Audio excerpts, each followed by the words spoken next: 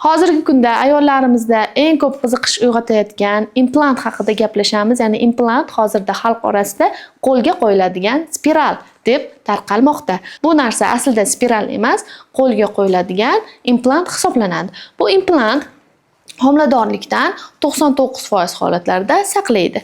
Agarda sizda spiral qo'yganingizdan keyin spiral yoqmayotgan, ya'ni qon ketayotgan, kuchli og'riq berayotgan yoki har xil yiringli ajralmalar, har xil yallig'lanish kasalliklari chaqirayotgan yoki aloqada diskomfort olib kelayotgan bo'lsa, yoki bachadoningiz ikki shoxli yoki shakli spiral qo'yishga to'g'ri kelmaydigan holat bo'lsa yoki strelkali dori ichishni xohlamayotgan, semirib ketishdan qo'rqayotgan yoki strelkali tabletkan ichish esingizdan chiqib qolayotgan bo'lsa, bu holatlarda implant eng yaxshi tanlov hisoblanadi.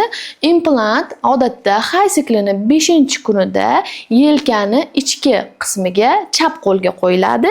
Ya'ni chap qo'lda kamroq harakat bo'lganligi uchun odatda ayollarga chap qo'lga qo'yishga tavsiya qilinadi.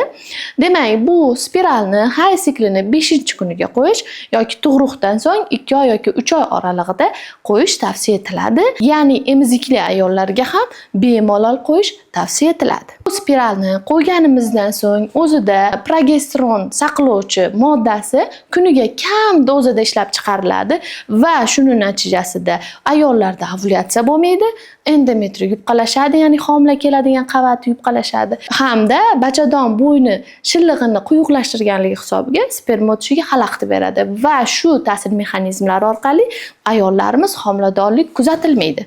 Ushbu implantni olib tashlangandan so'ng, ya'ni 3 yil muddati tugagandan so'ng, olib tashlangandan so'ng odatda homilador bo'lish qobiliyati tez tiklanadi. Boshqa gormonal preparatlardan afzalligi ham mana shunda. Ushbu implant juda ham ko'pchilikka yaxshi tushadi, lekin har doim bu optimal, zo'r deb maqtash niyatim yo'q. Har qanday saqlanish usulini o'ziga yarasha kamchiligi va afzalliklari bor. Ba'zi ayollarda yoqmasligi, ya'ni qo'yilgandan keyin terida har xil allergik reaksiyalar, ya'ni qizarishlar hosil qilishi mumkin, ya'ni organizm qabul qilmasligi mumkin yoki ba'zi ayollarda hay sikli buzilish, ya'ni qonli ajralmalar kelish holatlari kuzatilishi mumkin. Ushbu implant haqida ko'pchilik ayollar orasida har xil savollar, o'ziga xos har xil qiziqarli savollar yuzaga keladi. Birinchi o'rinda implant qo'ydirgandan keyin semirib ketish kuzatilmaydimi? Yo'q, ichida estrogen saqlovchi moddasi bo'lmaganligi uchun semirib ketishga olib kelmasligi mumkin. Ikkinchidan, xo'p, hech qayerga yurib ketmaydimi? Yo'q, u yurib ketmaydi. Yelkani teri ostiga qo'yiladi, hech qayerga hech qanaqa qimillamaydi. Xo'p, qo'ygandan keyin og'riqlar bo'ladimi? Yo'q, og'riq bo'lmaydi. Ko'zga ko'rinadimi? Yo'q, ko'rinmaydi. Keyin qanday bilish mumkin? Ko'rinmaydi. Yo'q, ko'rinmaydi. Faqatgina qo'lni ushlab ko'rganingizda biroz palpatsiya bo'ladi, ya'ni teri ostida bo'lganligi uchun sizga sezilishi mumkin.